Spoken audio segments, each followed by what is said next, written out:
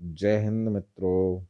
स्वागत है आपका एक बार फिर से एक लंबे समय अंतराल के बाद आपके अपने YouTube channel trace technique and science में। और इस भाग में हम हल करेंगे कक्षा 7 के गणित की प्रश्नावली 1.1 का 10वां प्रश्न। 10वें प्रश्न में 3 भाग हैं और तीनों भाग थोड़े लंबे लंबे हैं, तो ये वीडियो ज़्यादा लंबी होने की संभावना है।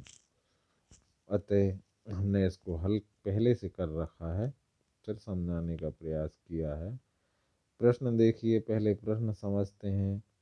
10वां प्रश्न है, पानी के एक तालाब में अंदर की ओर सीढ़ियाँ हैं। एक बंदर सबसे ऊपर वाली सीढ़ी यानी पहली सीढ़ी पर बैठा हुआ है। पानी 9वीं सीढ़ी पर है। अब समझ लीजिए, बंदर पहली सीढ़ी पर बैठा है और पानी 9वीं सीढ़ी पर है। तो हल क्या करना है हमें?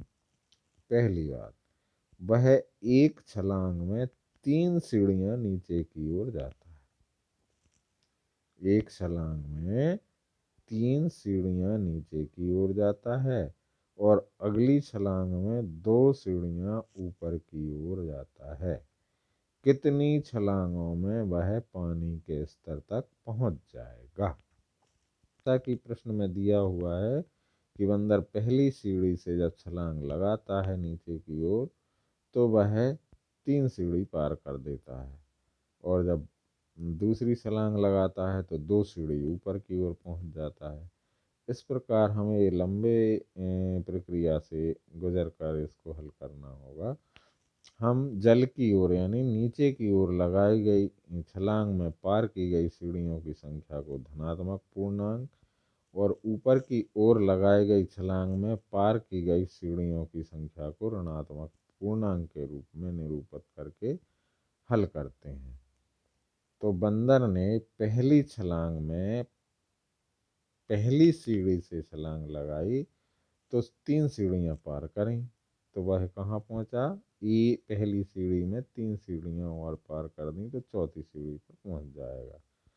फिर प्रश्न के अनुसार दूसरी छलांग में 2 सीढ़ियां ऊपर आ जाता है, तो हमने ऊपर जाने वाली छलांग में पार की गई सीढ़ियों को ऋणात्मक पूर्णांक के रूप में निरूपित किया है, तो 4 में से 2 घट जाएंगे, तो ये हो जाएगा दूसरी सीढ़ी, यानी दूसरी छलांग में वह दूसरी सीढ़ी पर पहुंच जाएगा। फिर तीसरी छलांग में बंदर पहुंचेगा 2 और दूसरी सीढ़ी से 3 सीढ़ियां और पार करेगा तो 5वीं सीढ़ी पर पहुंच जाएगा। फिर चौथी छलांग में बंदर पहुंचेगा 5 में धन ऋण 2 और जोड़ देंगे तो कौन सी सीढ़ी पर पहुंच जाएगा? 5 में ऋण 2 जोड़ने पर 3 आ जाएगा, तीसरी सीढ़ी पर पहुंच जाएगा। फिर 5वीं छलांग में बंदर पहुंचेगा तीसरी सीढ़ी से 3 सीढ़ी और नीचे की है, यानी 6वीं सीढ़ी पर पहुंच जाएगा। फिर 6वीं छलांग में बंदर 6 में 2 ऋण 2 और जोड़ देंगे तो चौथी सीढ़ी पर पहुंच जाएगा। 7वीं छलांग में बंदर पहुंचेगा 4 धन 3 यानी 7वीं सीढ़ी पर, 7वीं सीढ़ी पर पहुंच जाएगा। फिर 8वीं छलांग में बंदर पहुंचेगा 7 धन ऋण 2, यानी 7 में से 2 घटे तो 5वीं सीढ़ी पर पहुंच जाएगा। और 9वीं छलांग में बंदर पहुंचेगा 5वीं सीढ़ी से 3 सीढ़ी और नीचे की ओर, यानी 8वीं सीढ़ी पर। फिर 10वीं छलांग में बंदर पहुंचेगा 8वीं सीढ़ी पर तो था, फिर 2 सीढ़ी और वापस आ गया ऊपर की ओर तो 8 ऋण 2 यानी 6वीं सीढ़ी पर। फिर 11वीं छलांग में बंदर 6वीं सीढ़ी से 3 सीढ़ियां पार करके 9वीं सीढ़ी पर पहुंच जाएगा। इस प्रकार से 11 छलांग में बंदर पानी तक पहुंच जाएगा। कितनी छलांगों में?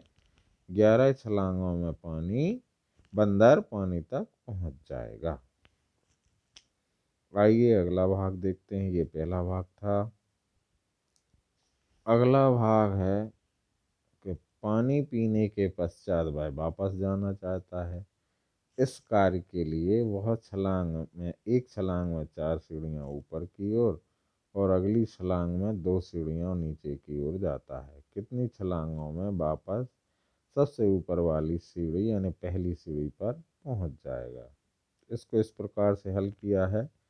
पानी पीने के पश्चात पुनः ऊपर की ओर आने के घटनाक्रम में हम नीचे की ओर लगाई गई छलांग में पार की गई सीढ़ियों की संख्या को धनात्मक पूर्णांक और नीचे की ऊपर की ओर लगाई गई छलांग में पार की गई सीढ़ियों की संख्या को ऋणात्मक पूर्णांक के रूप में निरूपित करते हैं। अब बंदर को कहाँ से चलना है? 9वीं सीढ़ी से। पहुँचना कहाँ है? पहली सीढ़ी पर। तो पहली छलांग में बंदर पहुँचेगा। 9 ऊपर की ओर छलांग लगा रहा है, तो ऊपर की ओर लगाई गई छलांग में पार की गई सीढ़ियों को हमने ऋणात्मक पूर्णांक माना है। तो 9वीं सीढ़ी में से 4 सीढ़ियाँ कम हो जाएंगी। 4 ऋण 5। पहली छलांग में बंदर पहुंच जाएगा 5वीं सीढ़ी पर।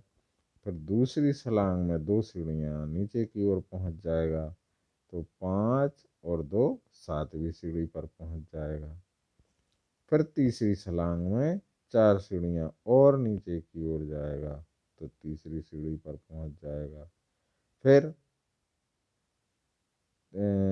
जो है चौथी छलांग में बंदर तीसरी सीढ़ी से 2 सीढ़ियाँ नीचे की ओर जाएगा, तो 5वीं सीढ़ी पर पहुंच जाएगा।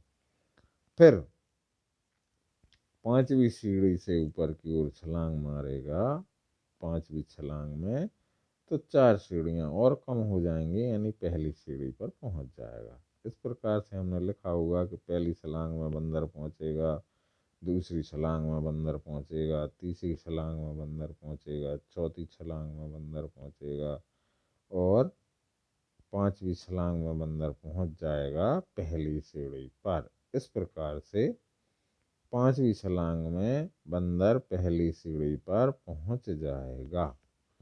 और अगले भाग में है, तीसरे भाग में ऋण 3 धन 2 ऋण 3 धन 2 ऋण 3 धन 2 ऋण 3 धन 2 ऋण 3 धन 2 यानी 6 बार ऋण 3 है और 6 बार ऋण 2 है। तो 6 बार ऋण 3 को हमने जोड़ा तो ऋण 18 आ गए।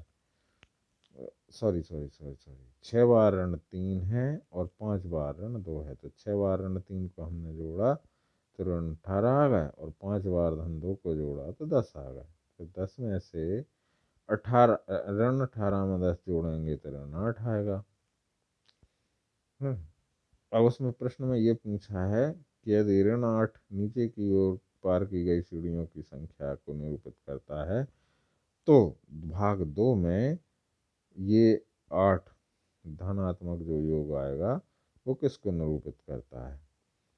तो हमने इसका हल इस प्रकार निकाला है कि इस प्रकार बी में योग 8 ऊपर जाने की को निरूपित करता है, ऊपर की ओर जाने की संख्या को निरूपित करता है। इस प्रकार से ये अंतिम प्रश्न यानी 10वां प्रश्न हल हो गया है। अब हम मिलेंगे अगली प्रश्नावली के प्रश्नों के हल लेकर।